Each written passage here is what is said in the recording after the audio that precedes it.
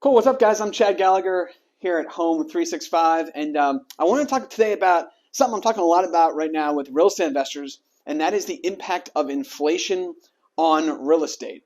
It's actually an incredible time to invest in real estate because of inflation. I kind of wanted to use this as a second to kind of explain why now is actually a great time to invest in real estate, again, because of inflation. Okay, so let's just say end of 2021. Let's say you bought a property worth $100,000. So all these will be basic assumptions, but it's going to show the power of inflation and why it really matters. Okay, so I'm going to go through and kind of show the major costs that you would have against this property. First, let's start with the income, actually. So let's just say this thing rents for $1,000. Okay. Now let's go through costs really quick with you. So let's just say vacancies, maybe 5%. So call it $50 vacancy. Then let's assume insurance, say another $50. Okay, so insurance, $50. By the way, my handwriting is not great. Hang with me here. Okay, maintenance repairs. Let's say that's about let's use $100 a month on the repair side, not including CapEx. Okay, so that's repairs. Let's assume CapEx is another $50. This is like when you have to put on a new roof, major items.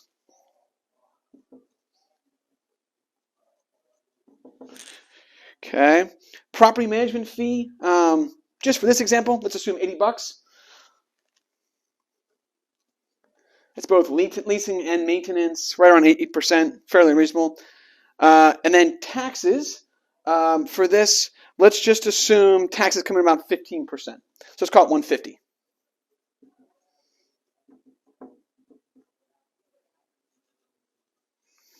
Okay, so you sum all these costs together, and give or take, it's about $500 a month. Okay, so kind of in sum here, 500. And your income, not including mortgage, right, is around 500. Now, look, let's just assume, and this is a big number, let's assume inflation was 10% this year. It's not going to be that high, but let's just use that. It'll make the math super easy. So what you would see is all of these numbers would go up by 10%, right, in this assumption. So rent goes up, but so does your vacancy, so does your insurance, so does repairs.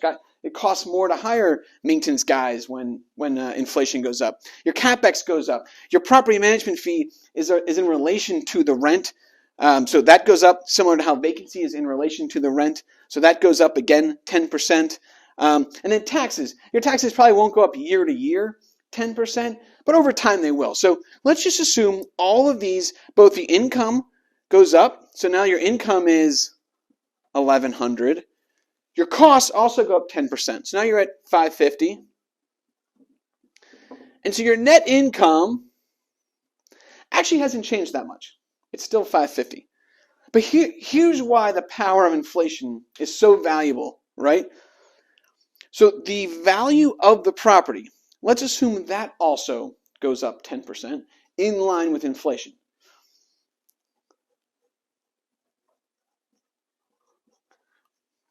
Okay, now let's assume you bought this house, and this is the key to this whole argument working. Let's assume you put 20% down on the property. So you put down this number right here. You put down $20,000, a fairly normal number to put down to acquire this property. And let's just say you did it at the end of 2021. Property was worth $100K, you put down $20,000, okay?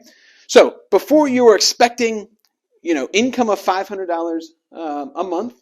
Now you're going to have a mortgage after that, but let's keep the mortgage kind of payment out of this. Mortgage payments can be fixed, right? You're expecting 500, now you're getting 550, inflation's going up. Actually, this part of the equation kind of looks the same. What changes here is now your property's worth $110K. So your mortgage that you got out here was around $80,000. After year one, your remaining mortgage is probably like $78,000 or so. So you went from $20,000 in equity here, because you put in 20K, right? So that was your equity year one, to now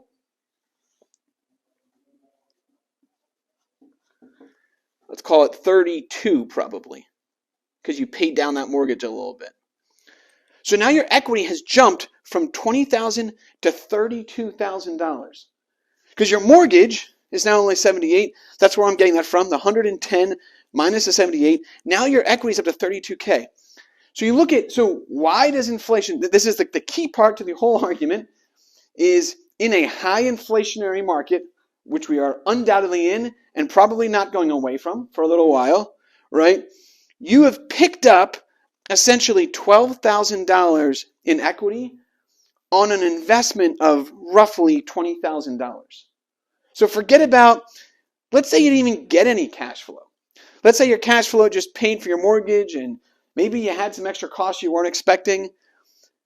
You made like a 50% return year over year because of the 10% inflation, all because of leveraging money in a mortgage year over year.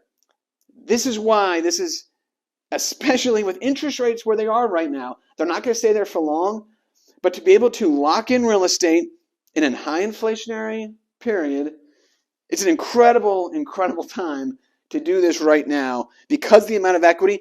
This is why real estate prices are going up and are going to keep going up.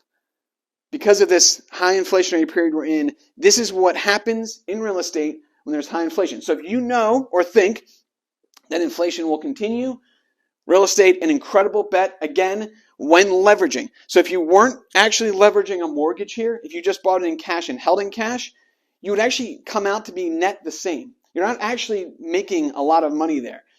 Whether it's inflation or not, it's kind of the same situation. What makes it is right here.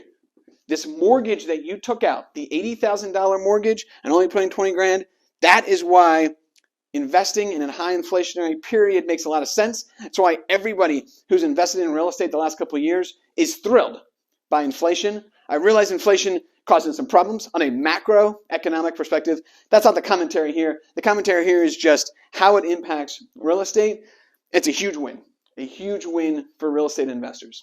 Okay, cool. We got more videos to come. I'm Chad. Home365 is our company, and we'll be rolling out a slew of these videos to help you kind of understand the ins and outs of real estate as we see them. Thanks, guys.